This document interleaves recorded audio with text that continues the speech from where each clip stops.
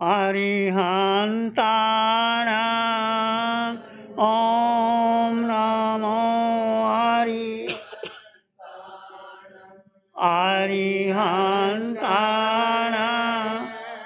ॐ नमो घबराओ न दुख से जीवन में, जीवन सुख दुख का मेला। घबराओ न दुख से जीवन में, जीवन सुख दुख का मेला है। शरणा ले लो अरिहंतों का, शरणा ले लो अरिहंतों का। क्यों करता व्यर्थ झमेला है, ये प्रभु सिमरण की वेला है। अरिहंताण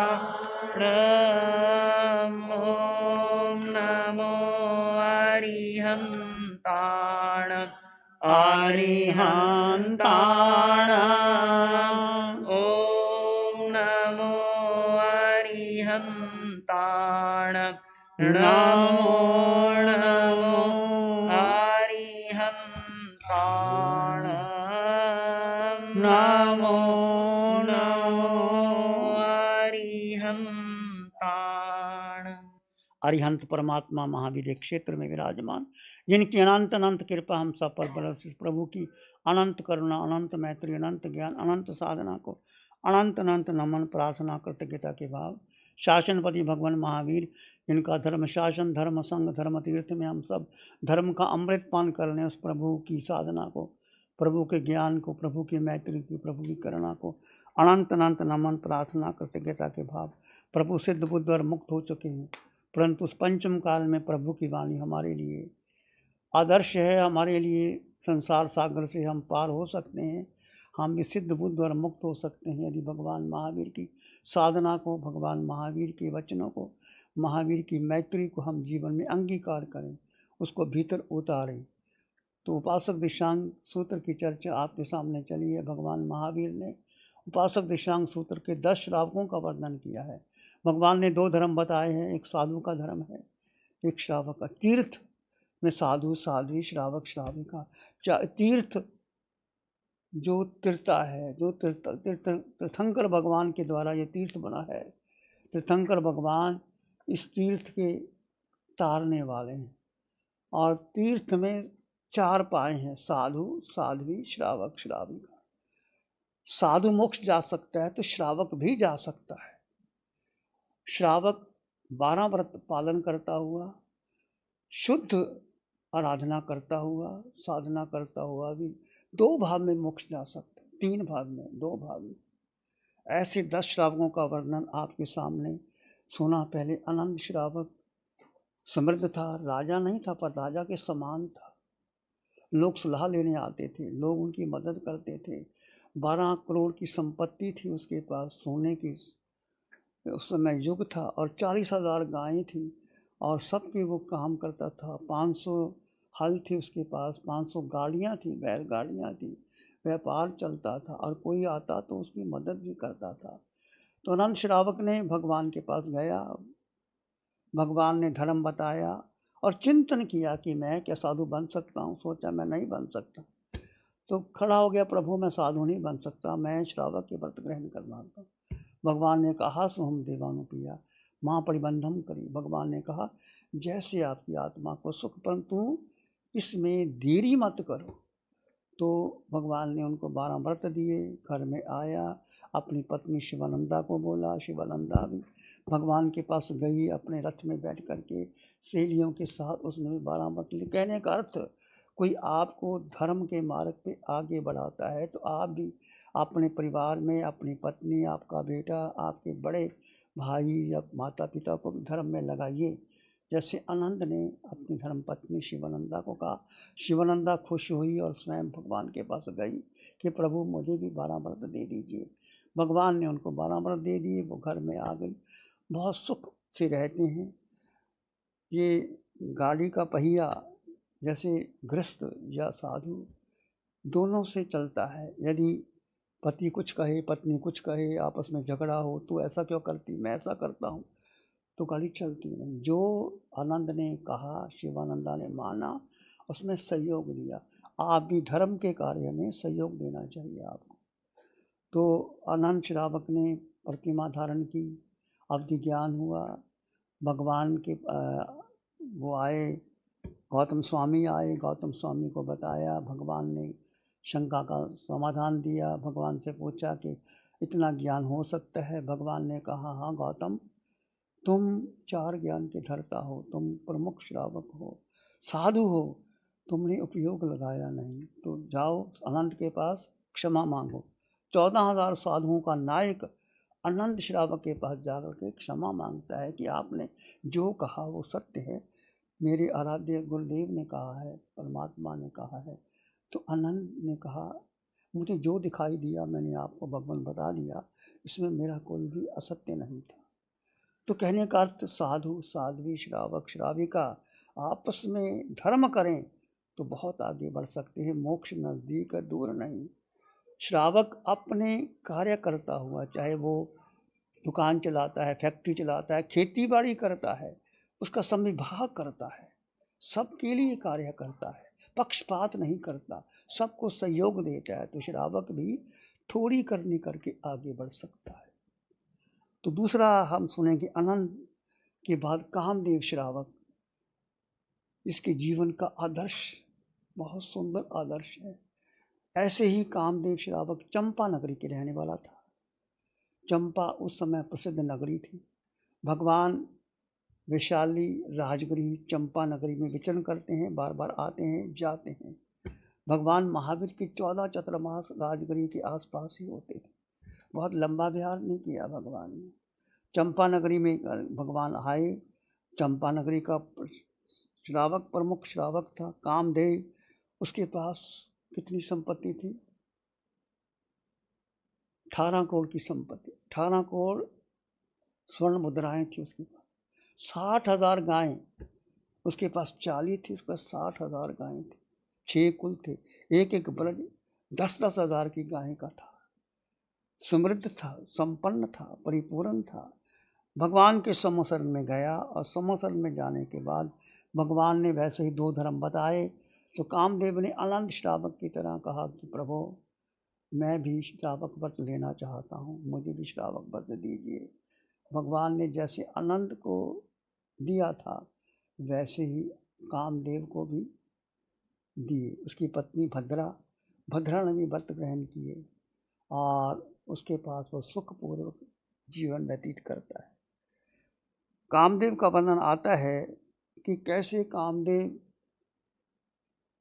श्रावक व्रत लेने के बाद यहाँ तक नहीं रहना, आगे देखना है कि मेरा उज्जवल भविष्य कैसा है। जैसे जैसे उम्र बीतती है, आपकी उम्र 60, 65, 70 के बाद आपको भी घर से क्या करना चाहिए? घर की तरफ क्या करना चाहिए? क्या करना चाहिए? क्या करना चाहिए? पीठ कर लेनी चाहिए। तुलसी भाई, रमेश भाई, पीठ कर लेनी चाहिए और मुख किधर करना चाहिए? संतों की तरफ या वैराग्य की तरफ या साधना की तरफ करना चाहिए। हम नहीं कहते दीक्षा लो, दीक्षा लो तुम्हारी मर्जी, ना लो तुम्हारी मर्जी, पर इस पंचम काल में हमें अरिहंत परमात्मा की अनंत कृपा से साधना मिली है, ऐसी उत्तम साधना जो कहीं है ही नहीं। और साधना को अंगीकार करके आप भी 2, 3, 4, 5 भाव में मोक्ष जा सकते हो। भगवान स्वयं कहते हैं कि यहाँ साधना करो, साधना करके महाविधि में आओ। महाविधि में तो केवल ज्ञानी विचरते हैं, अवधि ज्ञानी हैं, मन पर्यव ज्ञानी हैं, तो वो साधना करो, आगे बढ़ सकते हो। तो यहाँ इतना ही काम करना है कि आप अपने समकत को पुष्ट करना है। क्षायक समकत की क्षायक समकत बना लेंगे। समकत देव गुरु धर्म, अरिहंत मेरे देव हैं, सुसाधु गुरु हैं, जिन पर्वत मेरा धर्म है। आप अरिहंतो महदेव का पाठ पढ़ते हैं, वो उदार समझता है। अरिहंतो महदेवो जावत जीवं सुसाहुनो गुरुनो जिन पणत्तंग तत्तंग ये समत्तंग में कहीं। अरिहंत मेरे देव, अरिहंत परमात्मा सिमंदर स्वामी भगवान जो महाविधि में है, जिसके समोसर में राजा रानी इंद्र इंद्राणी और साधु साध्वी श्रावक श्रावका पशु पक्षी सब आते हैं, हजारों लाखों लोग आते हैं। भगवान सबको हे आत्मन आत्मा की बात करते हैं, जीव की बात करते हैं। जीव केंद्र बिंदु जीव है, और आप भी अपनी साधना में जीव को केंद्र बिंदु बना करके साधना करें और आगे बढ़ सकते हैं। तो ऐसे ही वहाँ पशु पक्षियों को भी अपनी ज्ञान हो जाता है। पशु पक्षी भगवान के समोसरण में आते हैं, उनको ज्ञान हो जाता है, वो भी समोसरण में आते बहुत उच्च श्रेणी में चले जाते हैं, और वो भी 2-3 भाग में मोक्ष प्राप्त कर सकते हैं। वही जीव आते हैं भगवान के समोसरण में, पशु पक्षी मनुष्य देवी देवता, जो धर्म के प्रति अटूट श्रद्धा रखते हैं।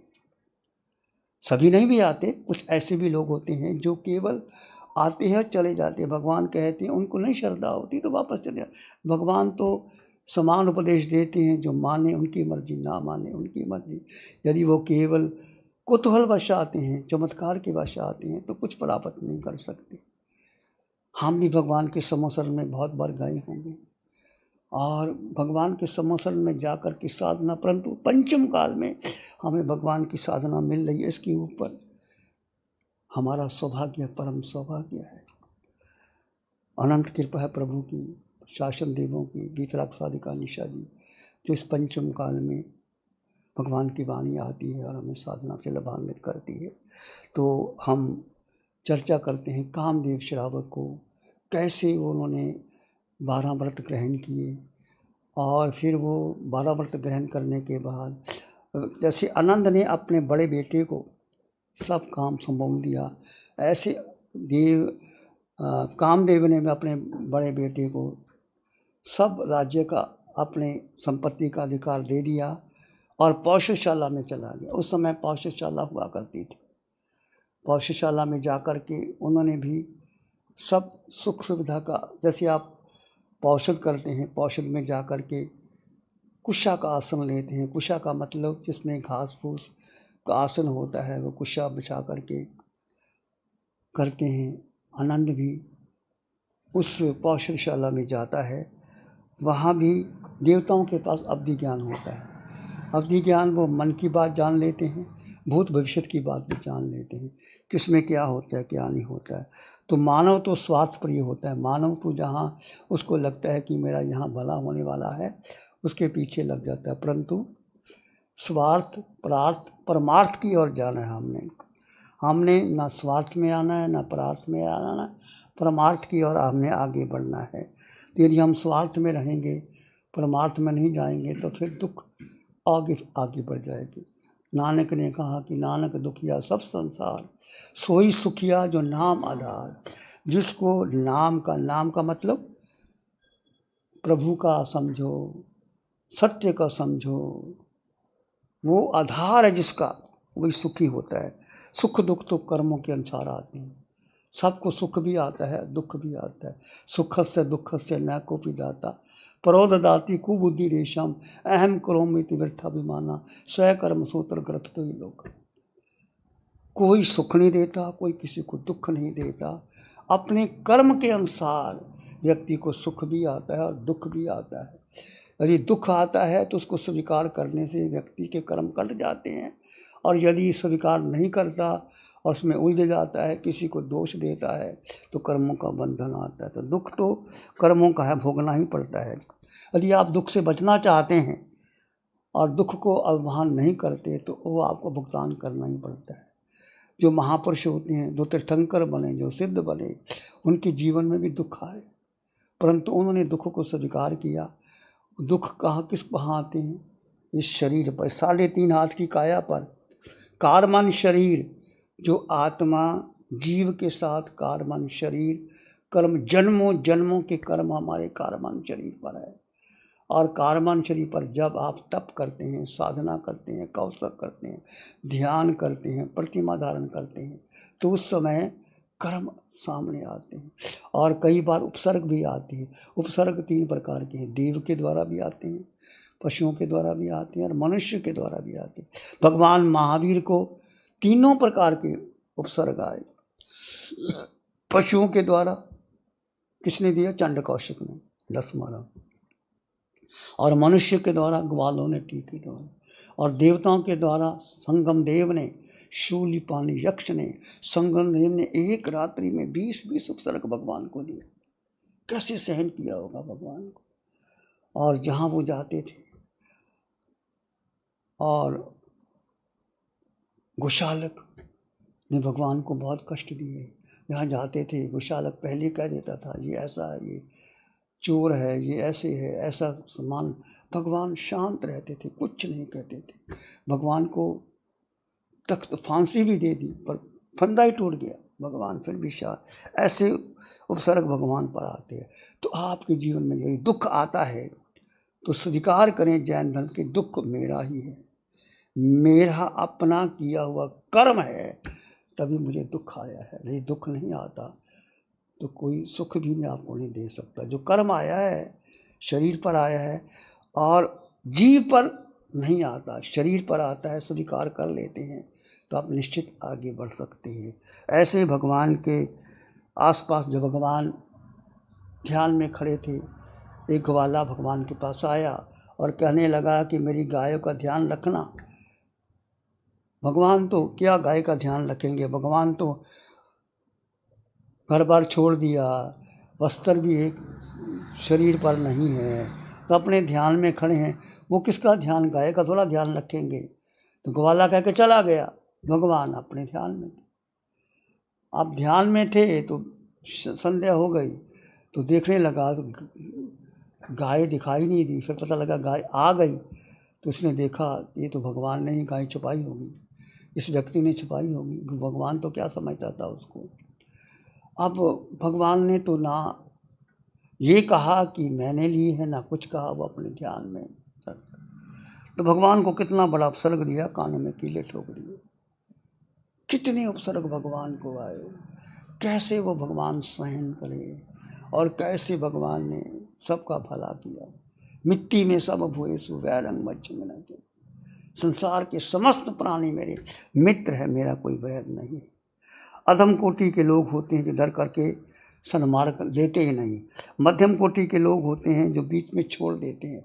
उत्तम कोटि के लोग वो होते हैं जो विघ्न बाधाएं आती हैं, उपसर्ग आते हैं और उनको पार कर जाते हैं। तो कामदेव पौषधशाला में है। इंद्र ने प्रशंसा की। इंद्र सभा में बैठा है, उसके साथ अगर महिषियाँ, देव, समानिक देव, सभा लगी हुई है। इंद्र ने प्रशंसा की कि कामदेव श्रावक ऐसा प्रिय धर्मी है, दृढ़ धर्मी है, उसको कोई डिगा नहीं सकता। जब ऐसी बात कही तो सभी देव में भी, देव योनि में भी सम्यक दृष्टि जीव भी हैं, मिथ्या दृष्टि जीव भी हैं। सम्यक दृष्टि जीव ने तो कुछ नहीं कहा, परंतु एक मिथ्या दृष्टि जीव, उसको लगा कि ये कैसे हो सकता है, एक मनुष्य जो अन्न का कीड़ा है वो कैसे मैं परीक्षा लूँगा। उसको भगवान इंद्र की बात जची नहीं, कहने लगे नहीं, उसको मैं डिगा के रखूँगा। कामदेव को कुछ भी हो जाए, कैसा भी हो जाए।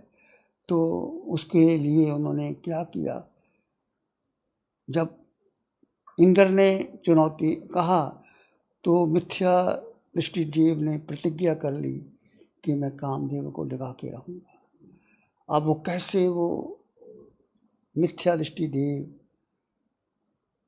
जहाँ कामदेव पौषधशाला में पौषध कर रहा था, धर्म ध्यान से शुक्ल ध्यान की तरफ जा रहा था, तो कामदेव ने एक भयंकर पिशाच का रूप बनाया। ऐसा रूप बनाया वक्र शक्ति से कि मैं उसकी वाणी को मैं कैसे उसको मैं कर सकता हूँ। सबसे उसने ऐसा भयंकर पिशाच का रूप बनाया जिसके कानों में कुंडलों की जगह नेवले लटक रहे थे। कानों में कुंडलों की जगह नेवले, सांपों की उसने चादर की तरह शरीर पर लपेट रखा था। ललाट बड़े घड़े के समान नीचे हिस्से की तरह आगे बढ़ा हुआ ललाट था। आंखें बाहर निकली हुई थी। उसकी भौहें गिलहरी की पूंछ के समान थी और उसकी जबान लाल और बाहर निकल रही थी। कानों के आकार में जंघाएं, गुफा के समान मुख, जिह्वा लटक रही थी और बाहर निकला हुआ भयंकर ऐसा पिशाच का रूप और ललकारता है ऊपर से, ये कामदेव दुष्ट निर्लज्ज, तू छोड़ दे ये धर्म, कोई धर्म नहीं, कुछ नहीं, और तू मेरे छोड़ देगा तो मैं तुझे माफ़ कर दूंगा, नहीं तो अभी तुझे ख़त्म कर दूंगा। और नंगी तलवार लेकर के चमचमाती हुई खड़ा हो गया। कामदेव ने देखा कि मेरे पास सर्प दृढ़धर्मी था, सम्यक दृष्टि श्रावक था, उसने कुछ नहीं कहा, शांत रहा, मौन रहा उनके सामने। फिर ललकारता है, फिर और ललकारता है उसको, देख तू छोड़ दे ये धर्म सत्य नहीं है। कामदेव ने फिर भी कुछ नहीं कहा। ऐसा भयंकर रूप बनाया उसने। आखिर जब देखा कि वो तो बिल्कुल दृढ़ रहा, कुछ भी नहीं उसने कहा, फिर उसने क्या किया, वो चला गया। देव अपनी इच्छा से जो चाहे रूप बदल देते हैं, जो बनाना चाहे, हाथी, घोड़ा, कुत्ता, देव बना सकते हैं। अब कामदेव ने सोचा कि मुझे और कोई रूप बनाना चाहिए जिससे वो डरे। वो पौषशाला से बाहर आया, उसने एक हाथी का रूप बनाया, बड़ा हाथी, और फिर आया उसके पास। देख कामदेव, तू समझता नहीं है, तुझे मैं सूंड से उठा करके आकाश में फेंक दूंगा और लटका दूंगा, छोड़ दे ये धर्म, अभी भी मैं तुम्हें कहता हूँ। कामदेव ने फिर भी कुछ नहीं कहा। एक हाथी की सूंड लेकर कृत्रिम बनाया, उसको उठाया और उछाल दिया। और कामदेव ने कहा, ये तो देव माया है, मेरा कुछ बिगाड़ नहीं सकता। हाथी, भयंकर बड़ा हाथी, सूंड में उठा करके उसको आकाश में उछाल देता है। कामदेव फिर भी शांत रहता है, कहते टुकड़े टुकड़े कर दूंगा मैं। सामने वो माया होती है उनकी, करते कुछ नहीं है पर वो ऐसा दिखाते हैं। कहता है टुकड़े टुकड़े कर दूंगा, तो छोड़ दे धर्म। अब उसमें भी कामदेव शांत रहता है, समता में रहता है, कुछ उसने स्वीकार नहीं किया। उसने सोचा मैं कैसे, और उसने तीसरा सांप का रूप बनाया, भयंकर काला सांप, लंबा, जैसे धरती में काला सांप, और बड़ी बड़ी उसके फुंकार और लंबा शरीर। और कहता, देख तू बच गया, अब ये सांप तेरे शरीर पे लटक जाएगा और डंक मारेगा, तुझे मार दूंगा मैं। अभी भी तो कह दे धर्म सत्य नहीं है और मैं जो कह रहा हूँ उसको स्वीकार करके। जैसे एक बड़ी नाल होती है, उसके ऊपर सांप होता है, लटक रहा होता है, ऐसा दिखा करके बड़ा काला भयंकर सांप जो फुंकार मारता है चारों ओर से, ऐसा रूप बना करके कामदेव के ऊपर लटकाया। कामदेव फिर भी शांत रहा, कुछ नहीं कहा। जो होगा, मैं ये उपसर्ग आया है, कोई बात नहीं, सहन कर लूँगा, ये उपसर्ग है। जब सारी कोशिश कर ली उसने, उस मेरा मिथ्याती देव ने, और देखता है अवधि ज्ञान में कि इसके अंतःकरण में क्या है, वो शांत था, मौन था, कुछ नहीं। तब उसको लगा कि मैं डिगा नहीं सकता। पिशाच का रूप बनाया, हाथी का बनाया, सांप का बनाया, और इतने भयंकर भयंकर रूप बना करके फिर उसने सोचा कि अब मैं क्या करना। अब उसने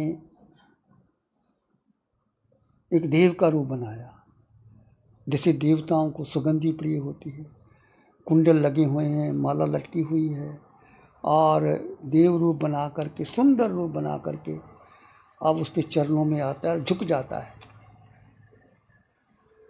कि हे कामदेव, मैं तेरी परीक्षा ले ली है, मुझे नहीं पता था तू अपनी परीक्षा में पास हो गया, मैं तुझे नमन करने आया। कामदेव ने फिर भी उसको नमन नहीं किया। कामदेव कहता है मेरा मस्तक नहीं झुकेगा तेरे आगे, मेरा मस्तक तो अरिहंतों के आगे झुकेगा। कामदेव फिर भी शांत रहता है, कुछ नहीं कहता, और वो आखिर उसको नमन करके झुक करके प्रणाम करके चला जाता है। ऐसे कामदेव भगवान के श्रावक, जिसको फिर आगे जब वो कामदेव भगवान के समसर में जाता है, फिर भगवान कैसे उनको कहते, भगवान तो जानते थे कि कैसे कामदेव आपको उपसर्ग आ गया। इसकी चर्चा हम कल करेंगे, समय हो गया है। ध्यान करें, आंखें बंद, मन वचन काया शांत, शरीर शांत, विचार शांत, सृष्टि शांत, वातावरण शांत, हर दिशा हर किनारा शांत शांत शांत। सिर के सिरे से पांव के अंगूठे तक अपने भीतर शुद्ध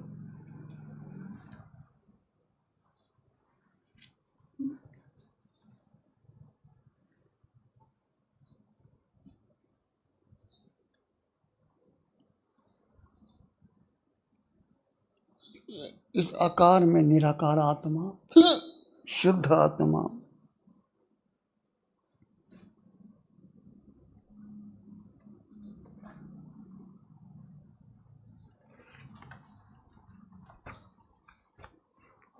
दो तत्व जुदा जुदा है।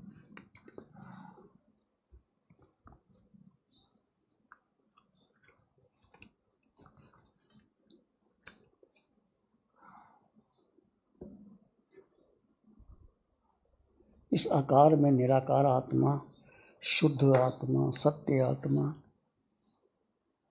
परम आत्मा,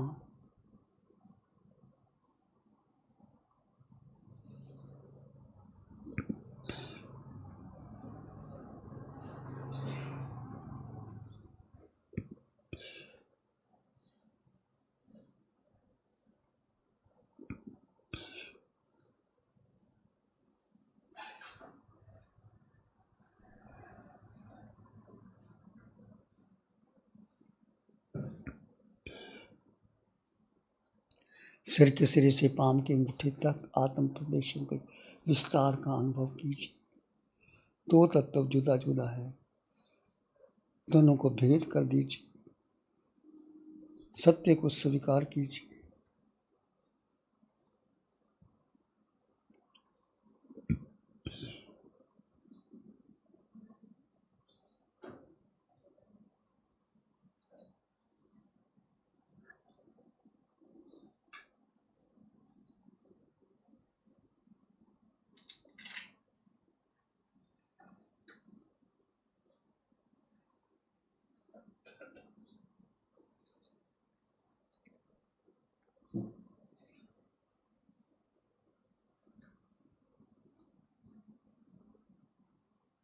विचार आए तो आने दें, जाएं तो जाने दें, मात्र भ्रष्टा भाव।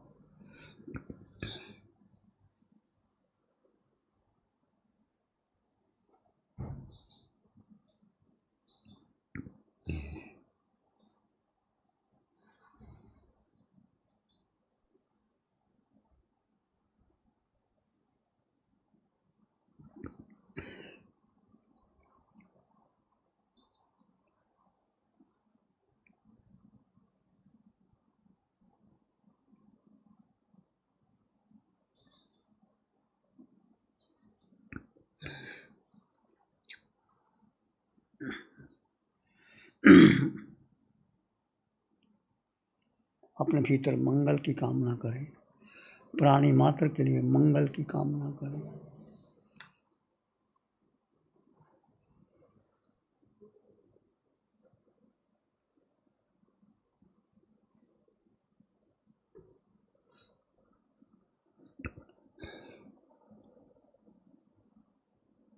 चित्त हमारा शुद्ध हो, सद्गुण से भर जा।